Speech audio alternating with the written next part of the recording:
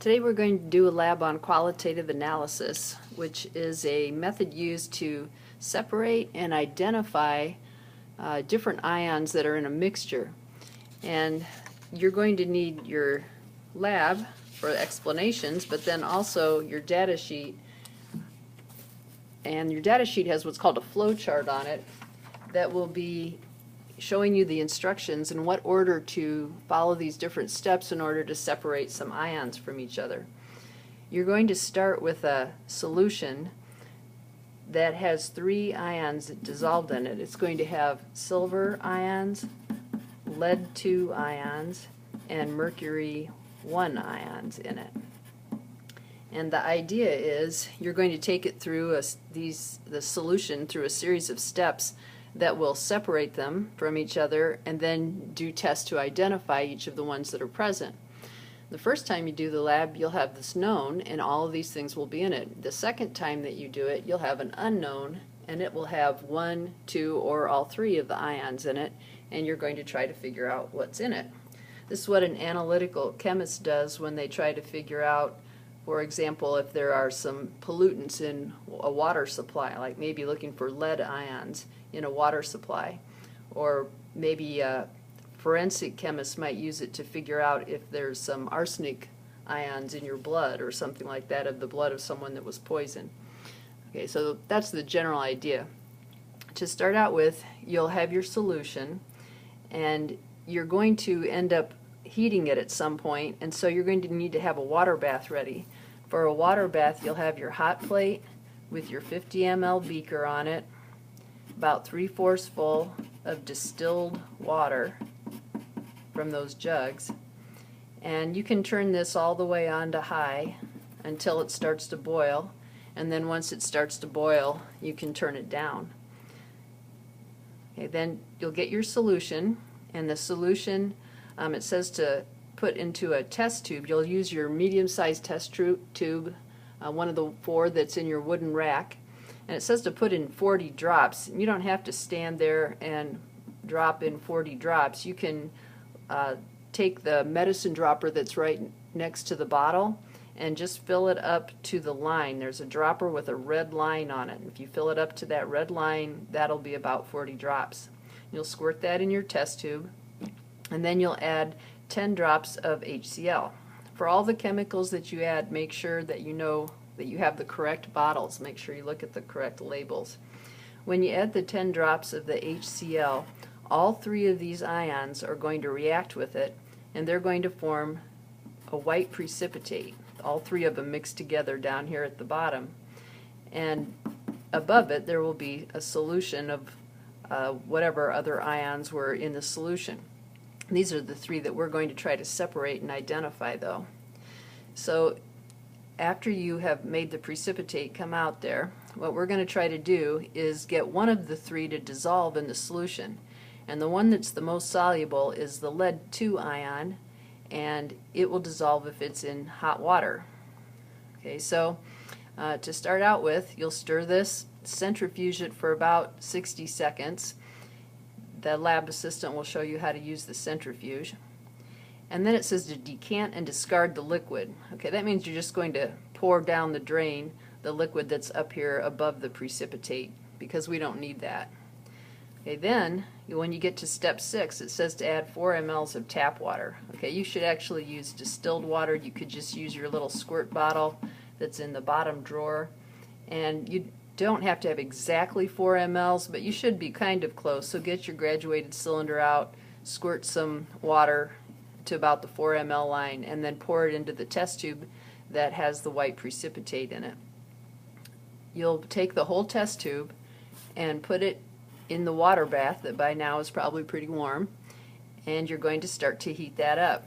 It says to heat it for 3 minutes and stir continuously. That's really important. If you don't stir it well, the lead ions won't dissolve, and that's the whole point, to separate the lead ions from the other 2. So make sure you stir it well. It's kind of hard to stir in such a small space of a test tube with a glass stirring rod, but what you can do is just kind of make your stirring rod go up and down inside of the test tube instead of making it go, you know, around in a circle like you normally would. Just try not to bang the stirring rod on the bottom of the test tube over and over again, because if you do that, we've actually had some of our test tubes get a tiny little hole on the bottom, and people don't even realize it until they put it in the centrifuge and all the liquid comes out of it. Okay, so be careful not to stir too vigorously. Okay, but stir the entire time, and then after the 3 minutes is up, you'll pull the test tube out, centrifuge it, and you'll pour off the liquid that was above the precipitate. Now this time you don't dump it down the drain. This time you decant the liquid into a different test tube. So you'll pour the liquid off from the top, and you'll have 2 test tubes now. One of them will have the dissolved lead ions in it, and the other one will have the white precipitate that still has these 2 things in it. So this test tube will now be here, the test tube with the 2 white precipitates, and the one with the liquid is now in a new test tube, and we're going to take it over to here to this side, because you'll do different tests on the lead ions than you do on these. At this point, notice how the numbers go 8, 9, 10. Go over here and do this before you do 11. When you go to 10, make sure you have the right test tube, the one with the solution in it, not the one with the white precipitate. This is the dissolved lead ions in the liquid. And you will add 1 or 2 drops of potassium chromate solution. Now, this is a yellow solution, so when you put it in, it's always going to turn yellow. But what you're looking for is a precipitate. So if you get a yellow solid precipitate, that means you have lead 2 ions. And since the first time you do this, it's the known and it's supposed to be in there, you should get some. After you centrifuge, it'll be more obvious because you'll see the lead on the side and bottom of the test tube. After you've got that found, get it initialed right here to prove that you have it, so show them that. Once you have proven that you have the lead 2 ions, you can stir it up again to get it so it's not stuck on the bottom of the test tube, and then there's a special waste container in the hood by the door that you should pour your precipitate in, because lead ions are not safe to put down the drain. Okay. Then once you're finished with that part, you'll go over here to step 11, and you'll take the white precipitate test tube, and now they have you add 6 mLs of water, same thing as before. Use distilled water, stir it and heat it just like last time. You're doing everything the same right here. The reason you're doing this part the same is just in case you didn't get all of the lead ions out the first time you warmed it up in the hot water bath. Some of the lead still might be in the white precipitate, so you're adding water and stirring it and heating it to make sure you got it all dissolved. When you get through step 14, you'll repeat this step that you did over here with the potassium chromate to see if the lead 2 ions are out. If when you repeat it, you get a clear yellow because you just added this yellow solution, that means that the lead ions are no longer in there. If you get a precipitate again, that means that you haven't gotten rid of the lead. And if you haven't, you have to repeat all of this again. Okay? But usually if you do stirring the whole time, usually after the second time you'll have the lead ions out and you'll be able to just go right on to step 15. So once you've tested for the lead the second time, if there's no lead in it, you can just pour it down the drain, but if there is lead in it, you should put it in that waste container.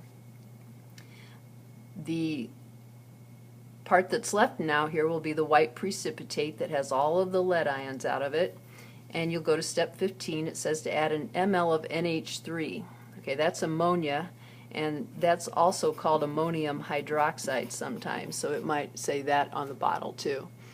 It tells you to add 1 ml of ammonia. Okay, it takes a long time to stand there and put in 20 drops. It doesn't take that long to put in 20 drops, and it's probably faster than having to clean out your graduated cylinder. So you can just put in 20 drops instead of using a graduated cylinder for that. Make sure, though, that you read the bottle, because there are other things that have similar formulas nearby. So make sure you get the right thing, either NH3 or NH4OH. Stir, that's really important. This time you don't have to heat it or anything. Don't forget to stir here. This is a main way to mess up your test if you don't do that. Then centrifuge, always about 60 seconds. decant the liquid into a different test tube.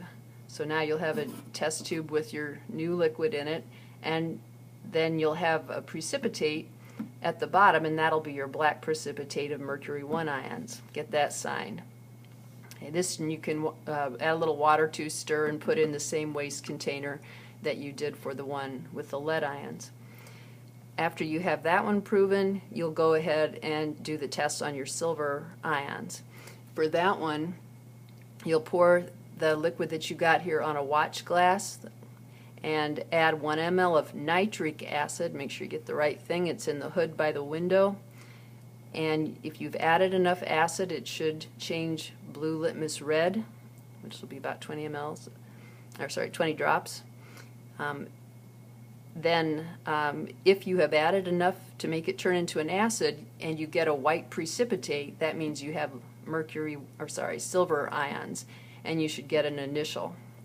If you've added enough to make it acidic, so the litmus changes colors, but the solution is clear, not turned white, then that means you don't have silver ions. The first time you do this, you'll have all three, and you should have 3 initials. And that's really all you have to do, is have those 3 initials as you're going along. And then on another day, we'll do the unknown. The unknown, you'll start here with that instead of your solution.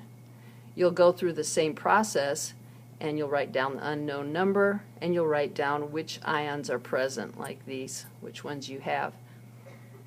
That's the difference. Okay, so make sure that you save your lab today for when we do it again with the unknown. Hope everything's going well. Wear your goggles and aprons.